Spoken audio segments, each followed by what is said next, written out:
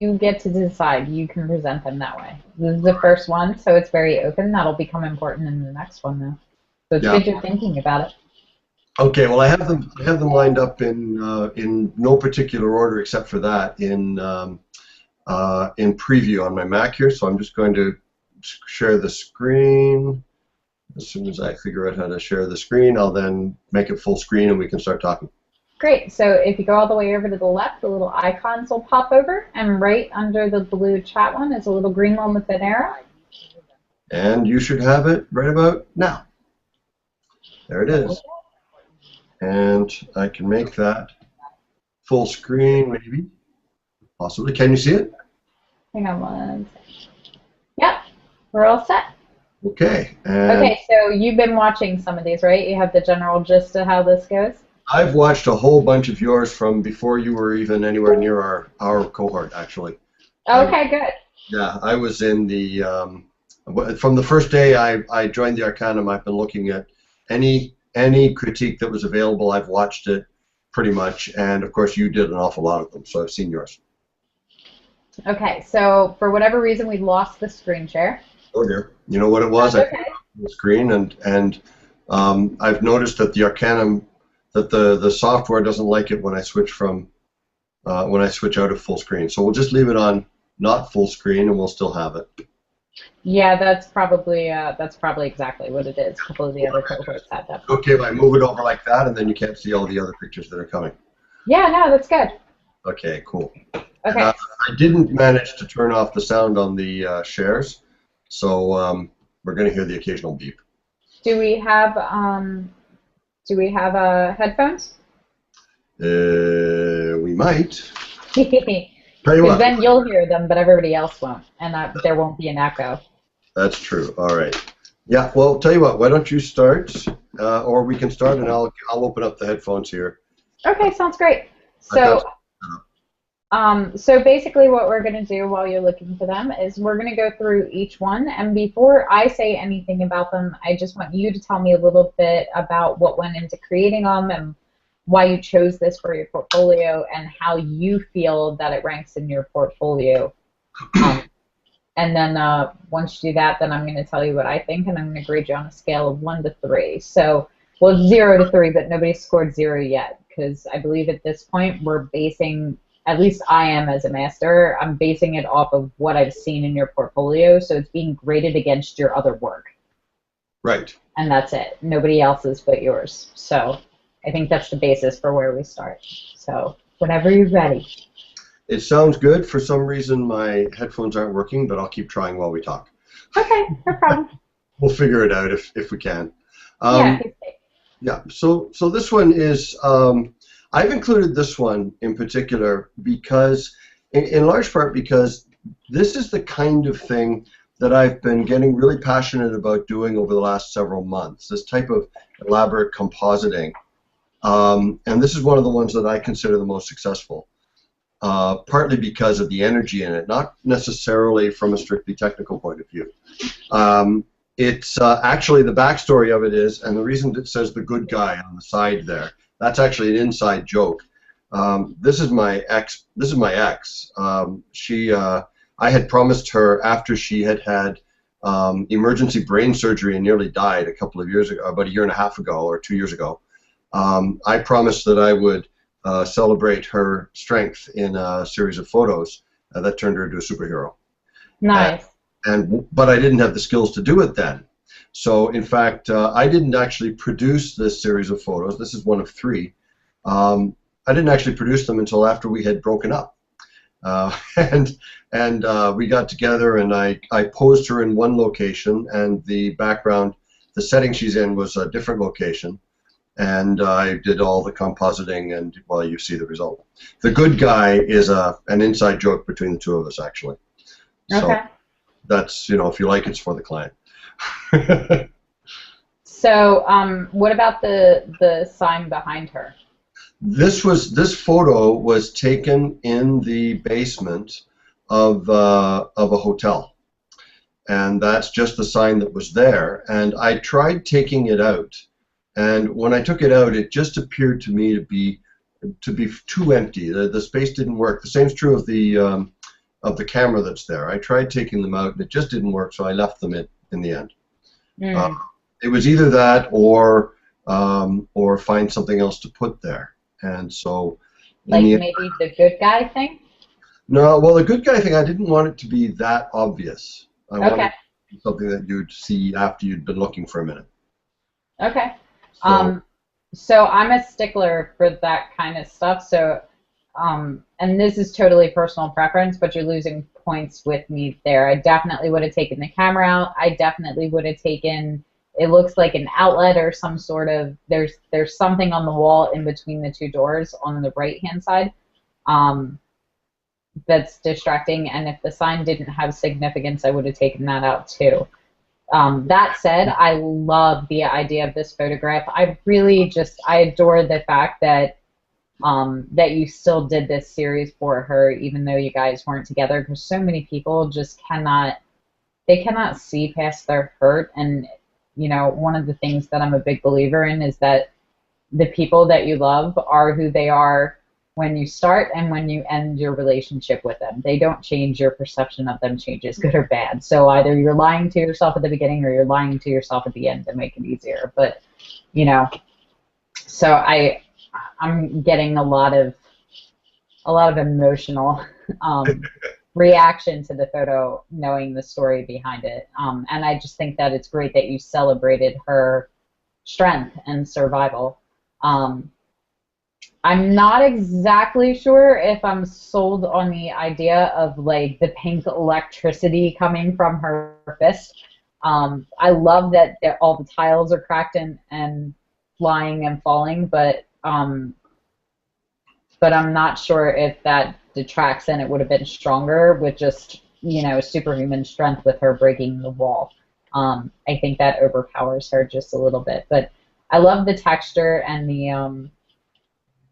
the contrast and the fact that it almost has sort of a bit of a comic book kind of feel to the image. And I love that you left the little carrot for the inside joke. I love finding things like that in photographs because it's significance, and when you put your heart and soul into it and put things that matter to you into the photo, they just radiate, even if nobody else picks up on it or sees it or they catch those little carrots. Like, I'm a big believer that when you put that kind of energy into your art, that people will just feel that and respond to that when they're looking. I think that's part of our magic as artists. So her expression is fantastic. You know, she looks like she's about to just rain down fire and brimstone on whoever pissed her off in this apartment building. The thing between the two doors, those doors are elevators, so that's the entrance, that's the buttons for the elevators, which is why it didn't go. Okay. But without you telling me that, I can't tell that, so it still would have gone for me. The first time that's occurred to me, actually, so good catch, good observation. Yeah. You know, and it's one of those things that it made sense to you. Well, it's a button for the elevator, so it would stay there, but it doesn't look any different than the door on the other side to me. Yeah, because I took a lot of other things out. There were plugs in the walls, and there was a sign on the wall above the good guys that I removed. Okay.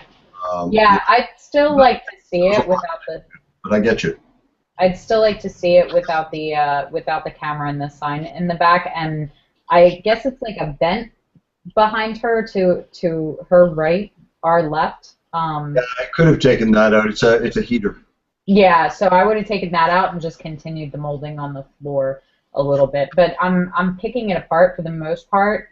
I really, really like this image. So I'm going to give you a 2. I think it's commendable. I think you could have gone further with it, but I still think it's a really good shot. It was also a great learning experience, so thank you. Well, that bumps it up a notch, but not enough to get you to exceptional. No, of course not. I just want to brag for a second. I didn't know how to do the dust, and I created everything, the cracks, the dust, the stuff flying around. I created all that with brushes. Awesome. So that's my brag for just a second there. In the higher levels, because part of my job as master is to also seek out the potential masters that are in the apprentices. So this would make a really good tutorial video on how to create the brushes for these kind of things. Yeah, if it hadn't been so, but maybe if it hadn't been so darn experimental. But yeah. Cool. Okay, let's go to the next one. This is totally different now. There we go. Hang on, I'm going to shrink it. No, it looks good. Okay, so tell me about this shot. Oh yeah, it fits. This is, well, this, I was, actually, I was just trying to get into to doing more model shoots, and I was trying out a project that really didn't work out. It involved some nude photography. It involved some experimentation with with models who were partially clothed or partially nude. It didn't really work. But this was done after we had been working on that project with this model. And what I did was I just took some regular shots of her for her portfolio, because it was a TFP deal from, she's a Model Mayhem model. And so we just, this is one of the shots that came out of it. We were in an abandoned warehouse space that I have access to from time to time, and these crappy old blinds were there, and I thought this would be a good shot. The one thing that I tried to do on this image and couldn't get it to look right, so I didn't do it in the end, was to remove that thing in her hair, the little metal bit. Bobby pin, yeah.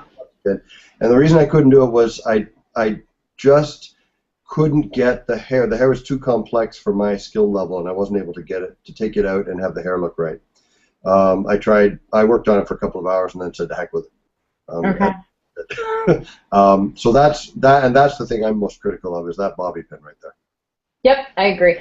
I don't like it either, and that was one of the things I was going to give you a hard time about. So I love the concept of this shot, and you are so close to it being killer. The bobby pin definitely distracts. I would have taken that out.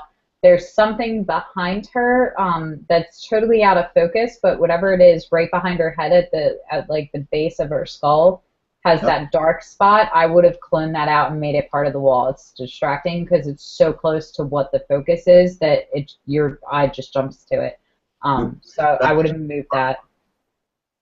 Say that again. That's actually part of the wall.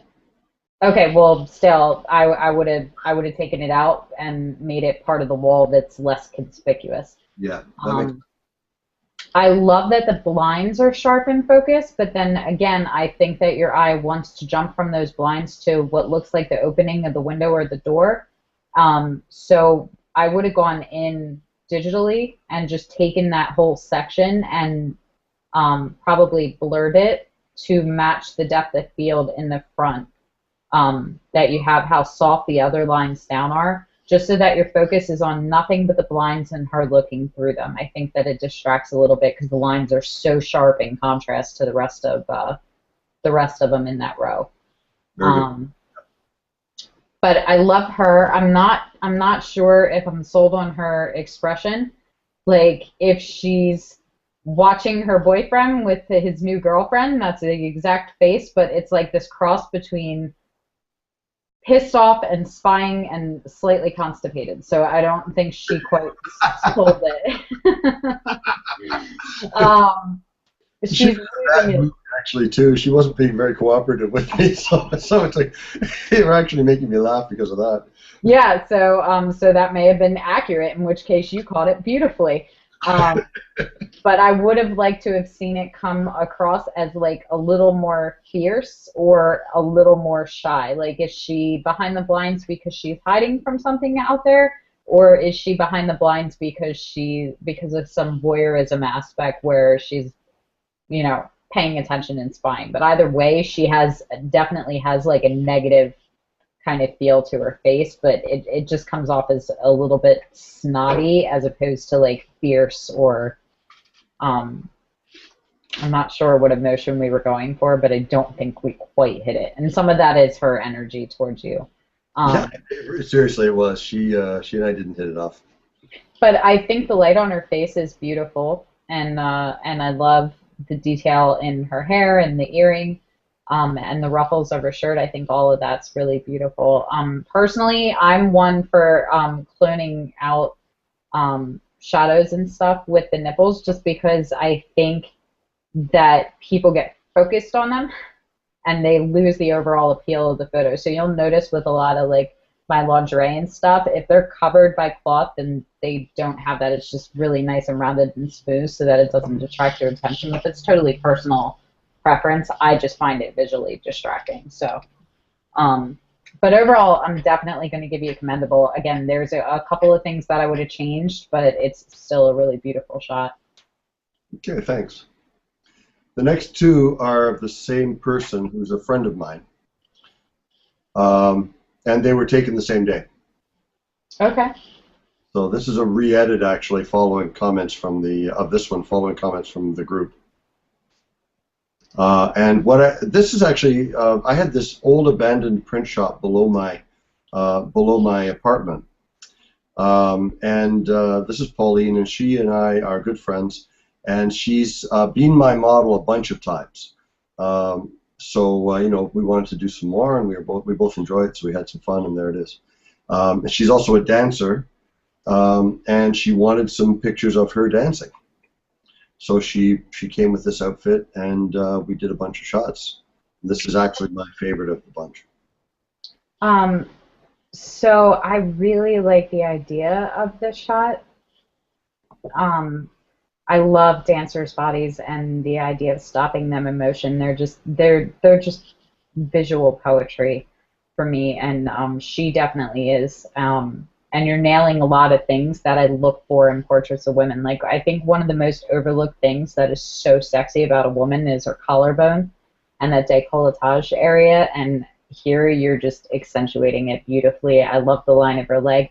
I would have liked to have seen her maybe pull the dress up a little bit so we could have seen a little bit more of it, because you kind of lose that really gorgeous dancer body in all of that fabric. So I think it might have been a little stronger if we could see a little bit of the leg that she's actually standing on. Mm-hmm.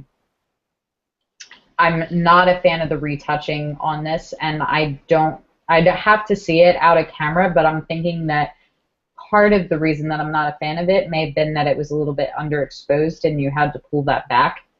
But in comparison to the shot before it and the shot before that, I feel like this looks like a much more novice attempt at retouching comparatively.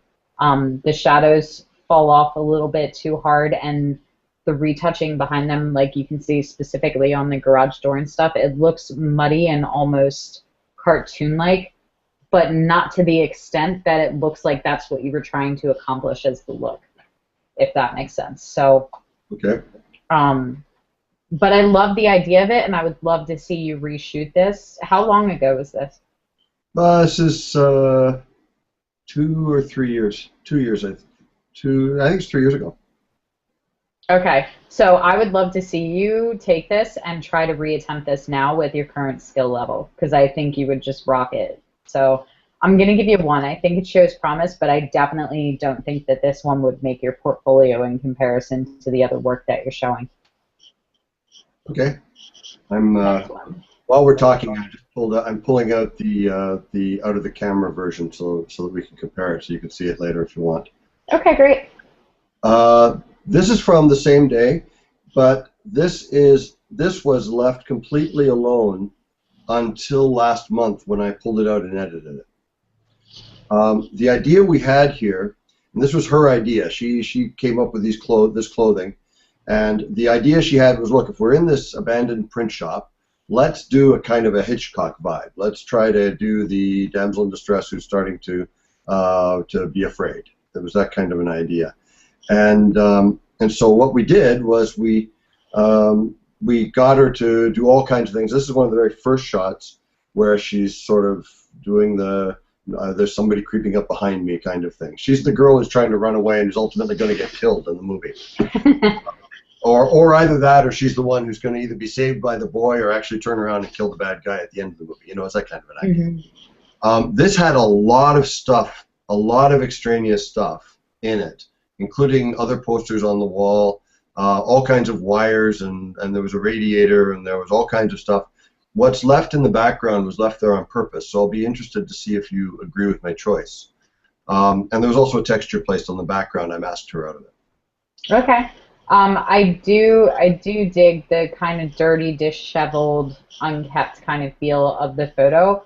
I'd be interested to see what you chose to take out as opposed to what you chose to leave in, but but I like it the way that you have it. I can't decide if I love the drawn face or if I hate it. I really can't. That's really like, but I'm okay with that because either way, I think that people are going to feel really strongly about that element one way or another, which means they're looking about it and they're talking about it, which is better than them ignoring it. It's interesting to see that even though she's just kind of standing there, she still looks like a dancer, which I love, especially in her legs and the line of her body. Like, they just can't help themselves but look graceful. So I love it. I think it looks really good in black and white. You have to be careful when you have models look away from you really hard. You almost have to have them come back about 20 degrees from where you want them to look, because when you have them look all the way off, you don't see anything but the whites of their eyes. So I would have had her maybe come back just a little bit with that, just so that we saw a little bit more of the iris, because it's more like zombie-like. When there isn't any information in the eyes, and the eyes are so potent in portraiture that I like to see them a little bit more. But overall, I love her energy. She does look exactly like that girl that's about to get stabbed by somebody in a mask. I think the retouching on it's really good. I like the texture. I'm going to give this an exemplary. Oh, cool. That's great. This is actually one that I thought might not be. That's cool. Oh, are you still there? Mm-hmm. Okay. Sorry, when it goes dead, I worry. Yeah, and when you comment on the face, that was actually, and it's interesting that you say that, because if you were able to see the layers, you'd see that there's a gray layer with a white spot over that face. I dodged it. Okay. I took out all the words that were around it, because it was actually a big poster, and that face was actually the centerpiece of a poster that somebody had made. It wasn't a publicity thing. It was something somebody made, and I decided to keep it in there, and I actually dodged it. Because yeah, like I said, like, you did a good job of blending it into the wall in a way that it looks like it's supposed to be there, but everything else is so dodgy and old and scary that it also doesn't fit. It's really unique. I think it's a really strong element in the photograph because, like I said, somebody's going to love it and somebody else is going to hate it. Nobody's going to feel indifferent about it. Right. Yeah. Interesting. Well, all right. Let's see the fifth one. I'm excited. Finish strong. The fifth one, I hope I'm finishing strong. This is a former student of mine who's now a teacher, and it's in the same print shop, interestingly enough. And she and I are actually going up for another photo shoot on Saturday. And this is just, this is one of the images. This is my favorite of that shoot as well, actually. Okay. So I like this one. There's a couple of things I don't like. I think the line to her left, that's probably like the corner of a wall there, that's really distracting because there's no grounding because of how harsh the shadows are. So it's just this random like string, and it actually looks like it's coming off the edge of her book. So I would have totally edited that out. I hadn't even noticed it. Good point. I don't like the fact that you lose her leg and her foot in the shadow against the wall, because the one's really prominent. I'd like to see the skin and the heel.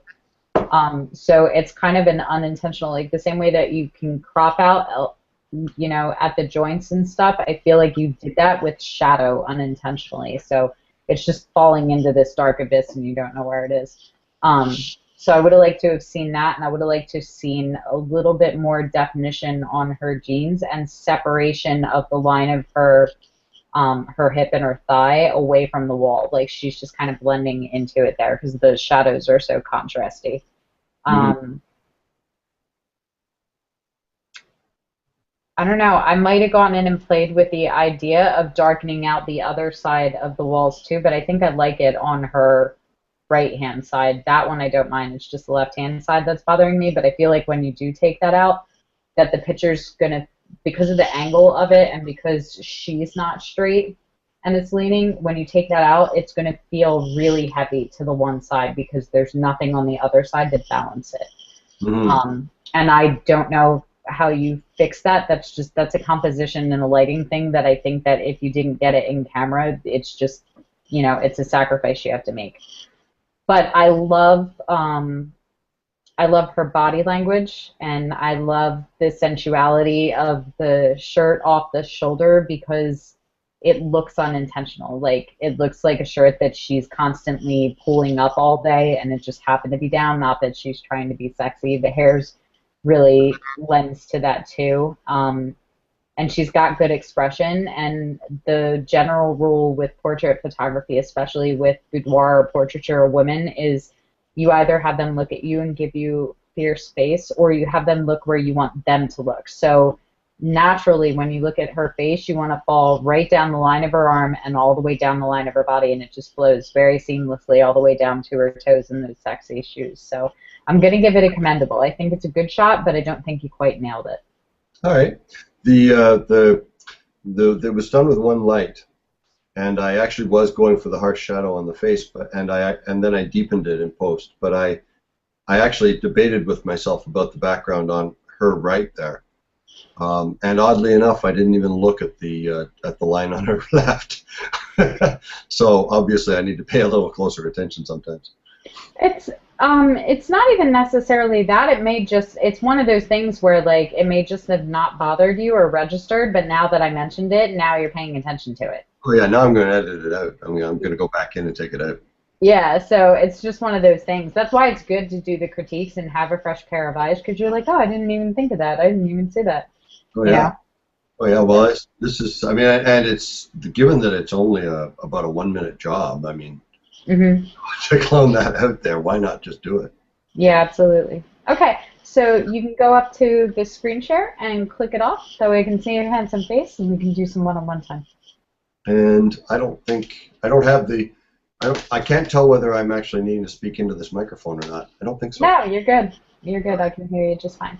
Okay, so let's talk a little bit about the Arcanum and about where you are and where you want to be. And yep. I'm just closing things here because I have too many windows open. Do you want to see that straight out of the camera? Oh, you know what? I can't show you straight out of the camera because I re-edited it on the basis of something that had gone through Camera Raw. Okay, well, we can post that in the group and go over that later. It doesn't have I'll do it next time. We'll do it another time. It's not a big deal. Okay. So talk to me about you a little bit. Well, actually, it's funny. I joined the Arcanum because it just seemed like a really good idea. I've been passionate about photography and trying to get better and better at it for about 8-9 years now. And the whole idea of the Arcanum just really struck me as a very, very good one. I consider it one of the best applications of online technology or digital technology to learning that I've seen, and I'm saying that as somebody who's been in education for 20 years. I agree. You know, I think it's just amazing, and so that's why I applied for it. And to be honest, I applied in March and forgot all about it until I had received the invitation. So I came in because I want to get better, and I want to do this full time. That's okay. What it amounts to. And I have a sort of a plan for getting there, but I need help, and so I'm here for help. Well, let's define, because you want to do this full time. What is this for you? I love photographing people, and I'm really into the post processing as well. I like every point of the photographic process. I love setting up the concept and working it out and finding the space and finding the model all the way through to doing the post and even printing. I've started learning printing recently. I just like everything about the process. And what I like most about it is when I'm shooting people. Okay. So I want to shoot portraits. I've had an ambition to get into some boudoir. I've had some friends and some acquaintances suggest that they might want me to do some boudoir with them, so that might happen. Without me suggesting it, I had a couple of friends say, "Hey, would you do boudoir?" And I said, "Well, yeah."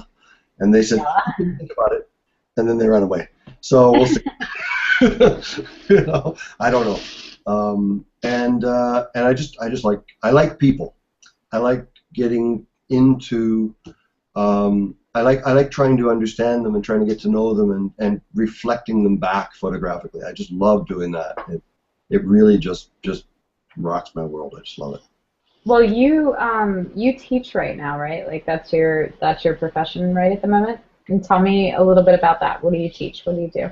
I teach I teach humanities in the CEGEP, which is a Quebec only. It's an institution that only exists in Quebec. It stands for it's a French acronym that in English it stands for a General and Professional Education College.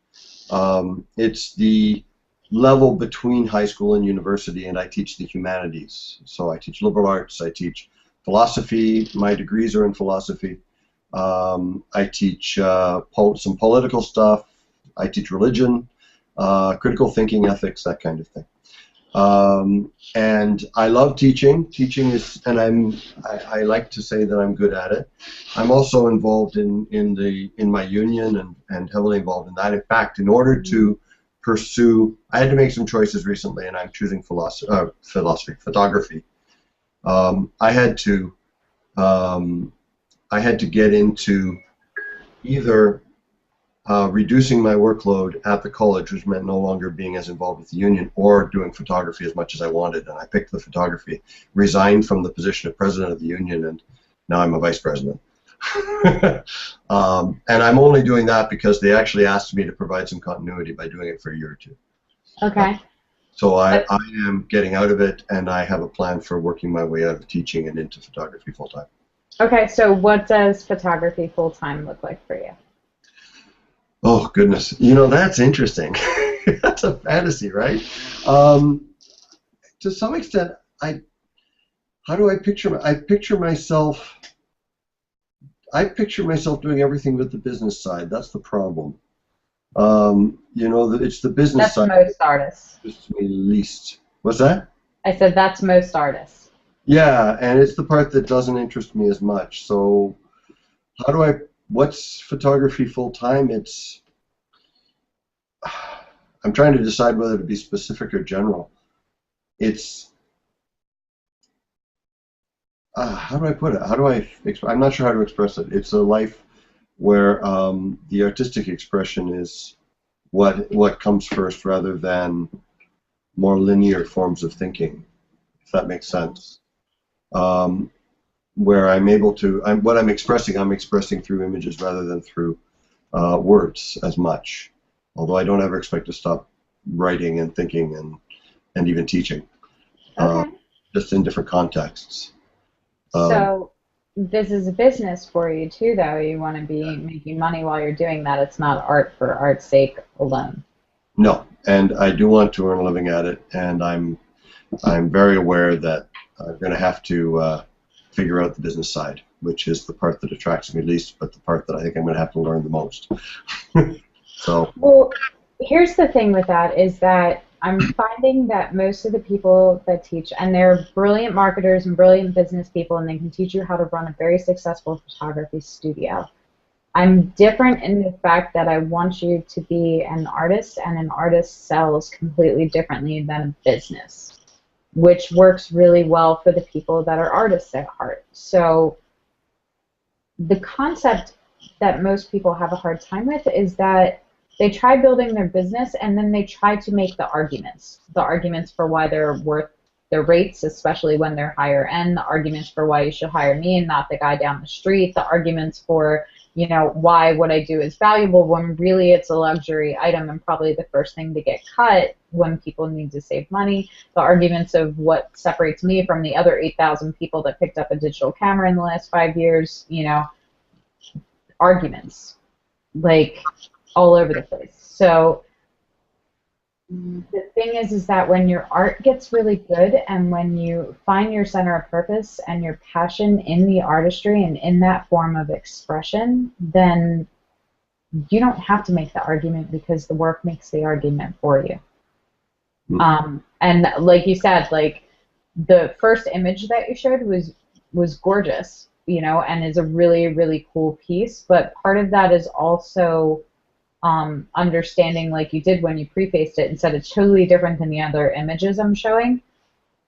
Right now, when you have hit your mark is when I can come in as a brand new master who's not paid attention to you and the other members of your cohort, come in as a substitute, look at the pieces, and go, yep, that's Bruce's image. And if I put you in and lumped you in with 150 other photos between both the cohorts that I run, I could not pick yours out as a collection right now.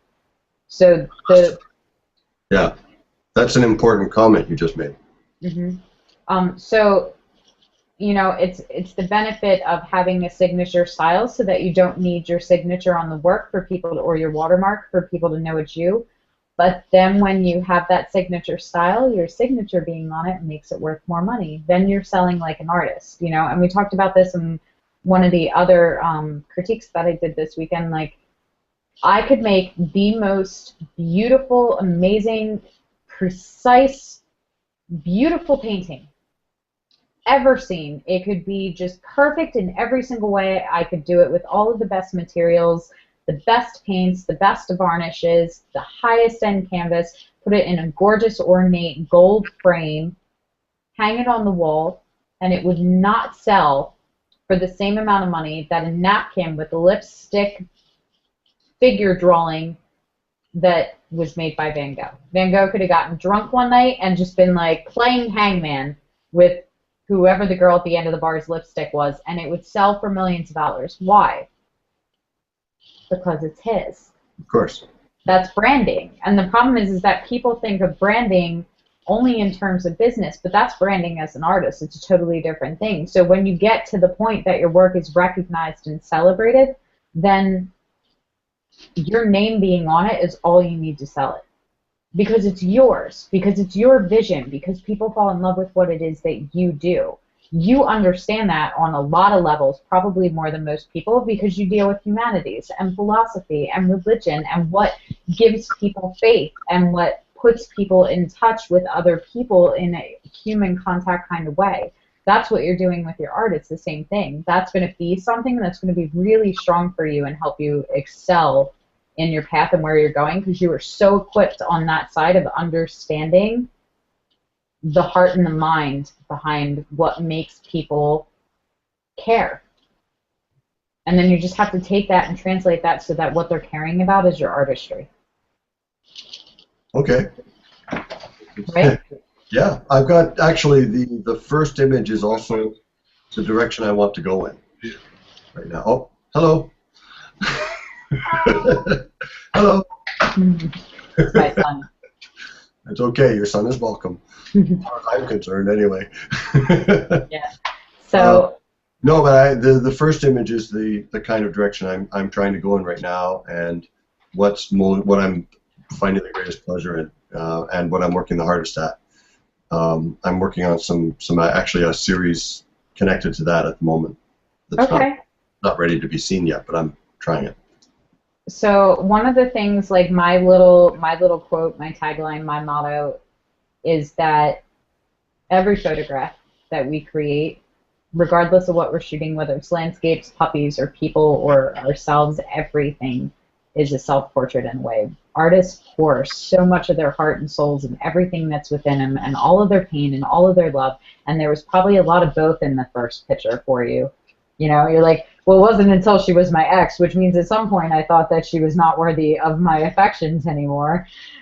But also, and you know, and maybe it's not that, like maybe there isn't, and it was just, you know, I loved her, but we were not on the same path at that point. Our paths came together, and then they severed. It's closer to that. Yeah.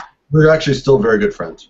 Right. Well, obviously, because you still did this series, but you know, it's a good thing to have all of that to draw from, and that's part of what makes it a potent photo, you know, is that at some point your paths diverge, but you still celebrate this woman and her strength for overcoming something that a lot of people wouldn't have overcome, and what an accomplishment that is. And you still threw in that little carrot that was an inside joke between the two of you that means something to you guys emotionally. So your heart and soul is all over that image. Part of your life is in that photograph in a major way. And you immortalized all of that in a form of art that other people can feel and and have a reaction to. And there are going to be people that are going to hear the story of that, and it's going to get to somebody else that went through something similar as her, and it's just, she's going to go, yeah, I know what that feels like. I know that sense of being a superhero because I overcame the unovercomable. I'm making up new words, I think. But you know, it's that sense of victory in the face of defeat. You know, and all that goes with it, that fear that you're not going to be victorious over it, that fear that everybody is fighting of mortality. And what did you do? Regardless of whatever else she faces, whether she lives to 92, you know, or another 9 days, like whatever happens, all of that strength and everything that was beautiful about her, you gave her that and immortalized it forever. It exists always now. Her story is now here. That's what we do. So when you're looking at that and you go, that is what I want to do and that is the kind of art I create, that's your self-portrait. What is that saying? What do you want your message to be when you see people and they look at your art and they go, oh, that's Bruce's image. I know that one.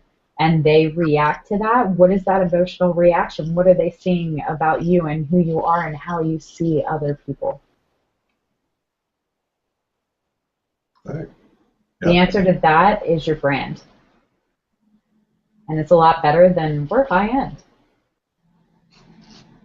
You know?